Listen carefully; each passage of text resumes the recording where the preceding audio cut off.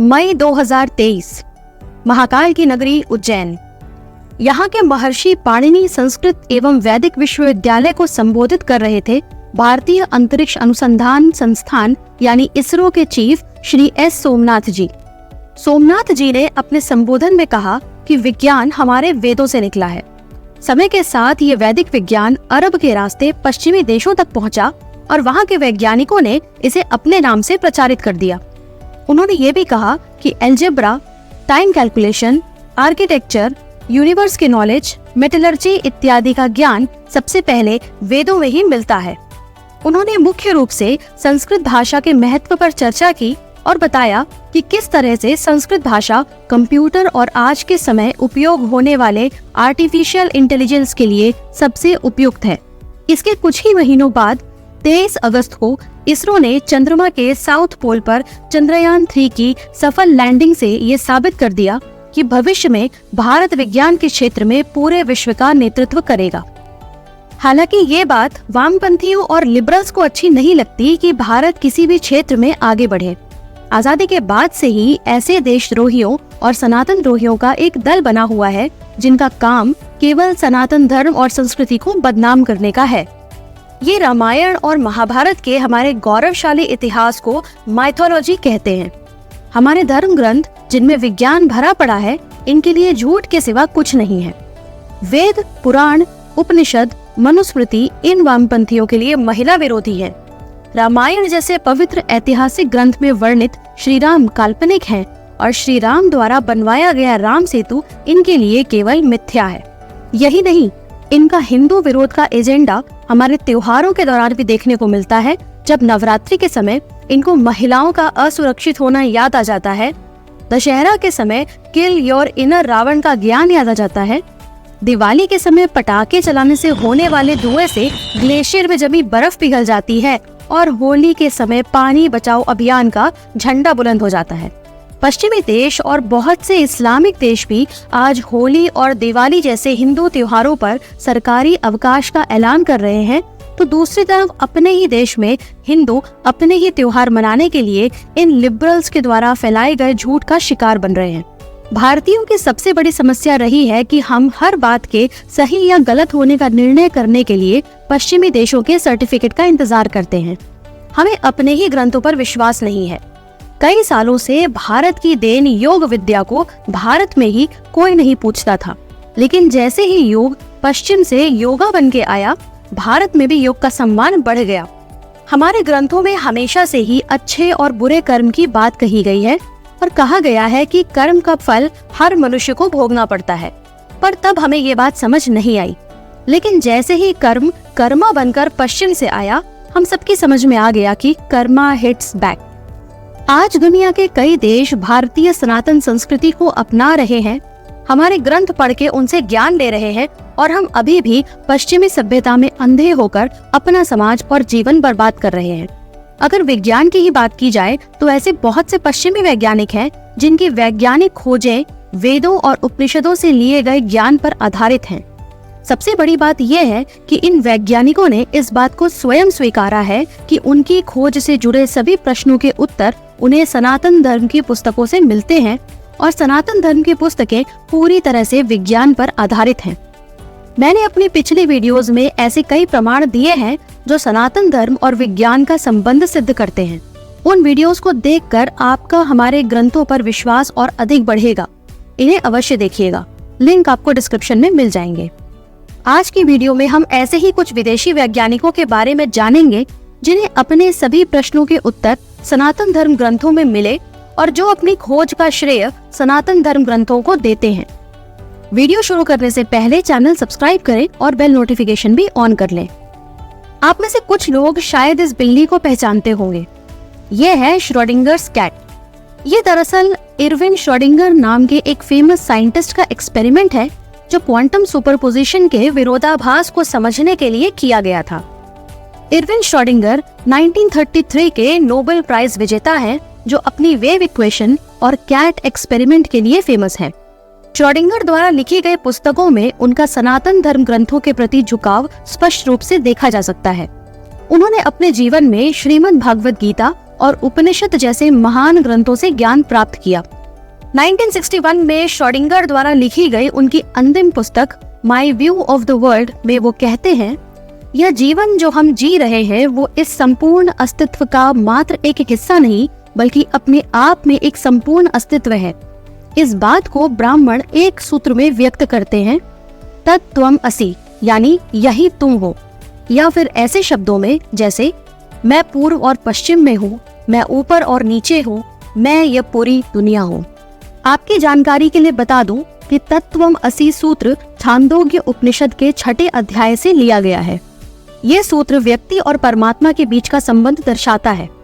Schrodinger द्वारा लिखी इस पुस्तक में उपनिषद के सूत्र का मिलना ये सिद्ध करता है कि वे उपनिषदों से कितने प्रभावित थे और उनको फॉलो भी करते थे।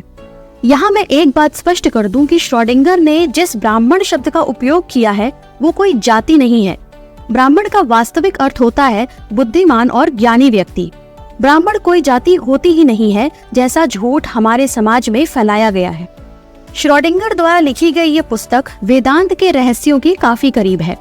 उनके अनुसार उपनिषदों में जो कहा गया है कि आत्मा ही ब्रह्म है, वेदांत के सभी विद्वानों का सदा से यही प्रयास रहा है कि इसे अपने मन में आत्मसात कर सकें।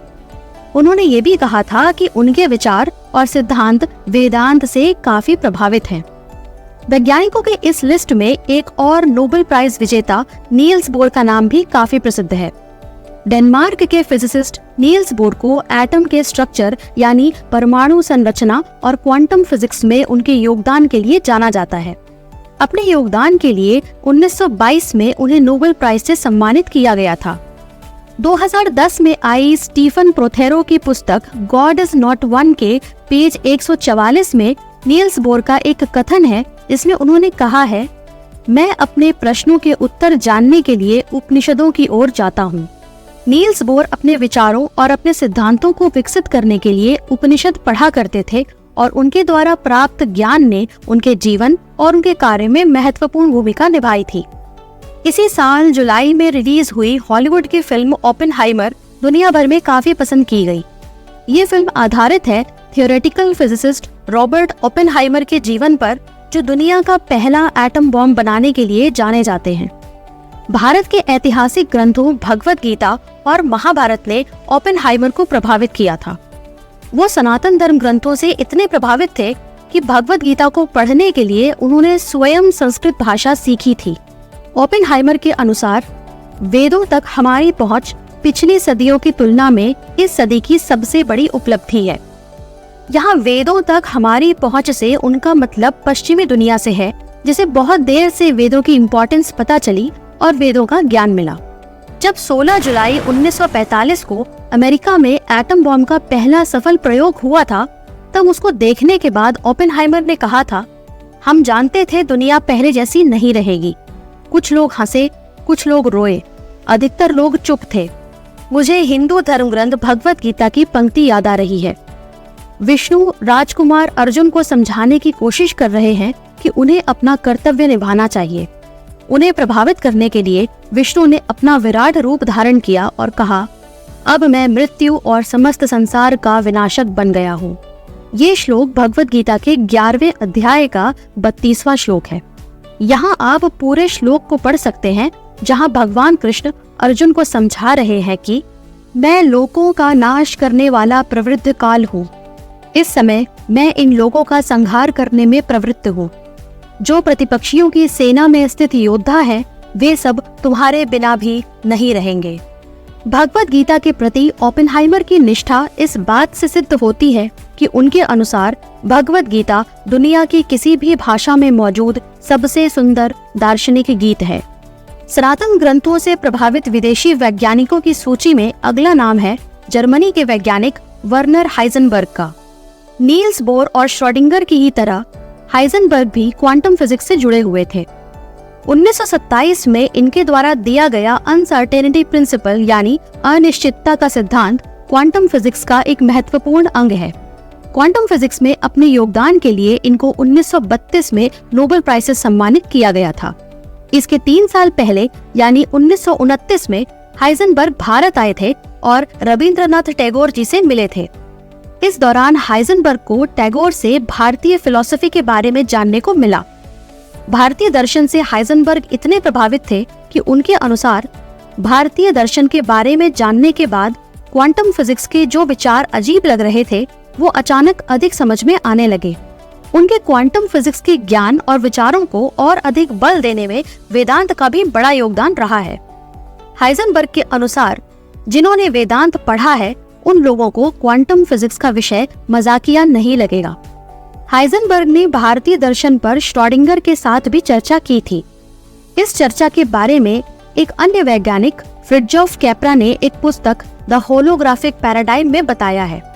फ्रिट्जोफ कैप्रा ने अपनी एक पुस्तक uncommon wisdom conversations with remarkable people में हाइजेनबर्ग और रविंद्रनाथ टैगोर के बीच हुई बातचीत के बारे में भी लिखा है।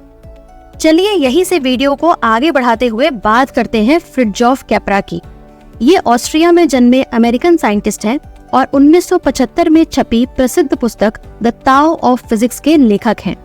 इनकी यह पुस्तक मॉडर्न फिजिक्स के कठिन विज्ञान और पूर्वी देशों जैसे भारत के आध्यात्मिक ज्ञान के बीच संबंधों को खोजने का कार्य करती है। यह पुस्तक थ्योरी ऑफ रिलेटिविटी और क्वांटम फिजिक्स और सनातन धर्म के बीच चौंकाने वाली समानताओं के बारे में बताती है। साल 2004 में स्विट्जरलैंड की राजधानी जेनेवा में स्थित सर्न लेबोरेटरी को तत्कालीन भारत सरकार की तरफ से भगवान शिव के नटराज रूप की एक विशालकाय मूर्ति भेंट की गई थी, जो आज भी वहां मौजूद है। इस मूर्ति में भगवान शिव तांडव नृत्य करते हुए दर्शाए गए हैं। भगवान शिव के इसी तांडव नृत्य के बारे में फ्रिट्जोफ कैप्रा ने अपनी book the Tao of physics में लिखा है।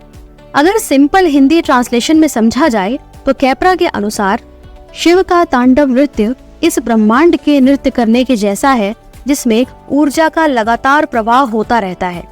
ये एनर्जी का फ्लो अलग अलग प्रकार का होता है और ये सब प्रकार अंततः एक दूसरे में समाहित हो जाते हैं।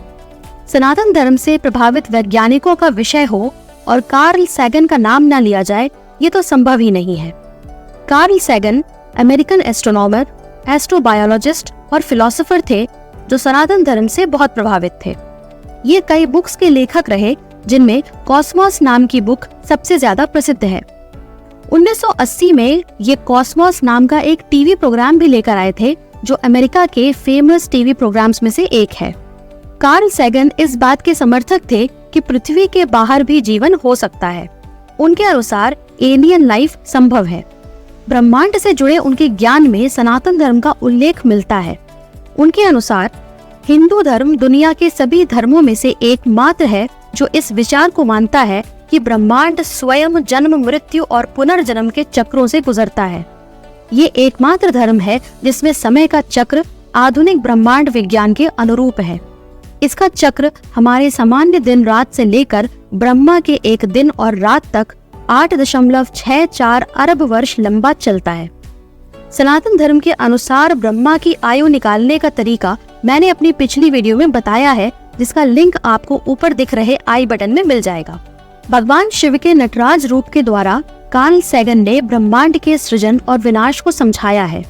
अपनी पुस्तक और टीवी सीरीज कॉस्मोस में वे कहते हैं, नटराज के ऊपर के दाहिने हाथ में एक डमरू है जो ब्रह्मांड के निर्माण के दौरान ध्वनि उत्पन्न करता है। ऊपर के बाएं हाथ में अग्नि है जो विनाश का प्रतीक है। दूसरा बायां हाथ मुक्ति का प्रतीक है और दूसरा दाहिना हाथ निडरता का प्रतीक है। उनकी कमर में लिपटा हुआ सर्प कुंडलिनी शक्ति को दर्शाता है।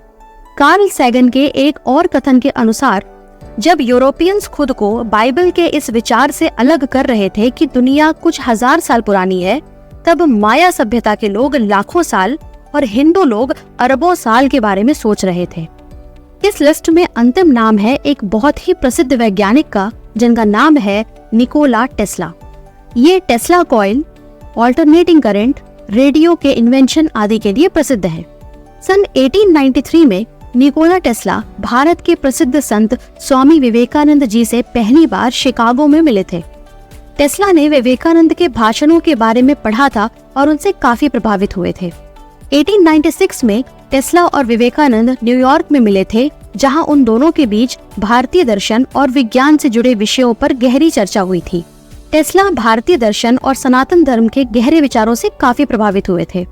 अपने द्वारा लिखे गए एक आर्टिकल मैन्स ग्रेटेस्ट अचीवमेंट में निकोला टेस्ला ने मैटर यानी पदार्थ के निर्माण को समझाने के लिए संस्कृत के कुछ शब्दों जैसे आकाश, प्राण इत्यादि का उपयोग किया है।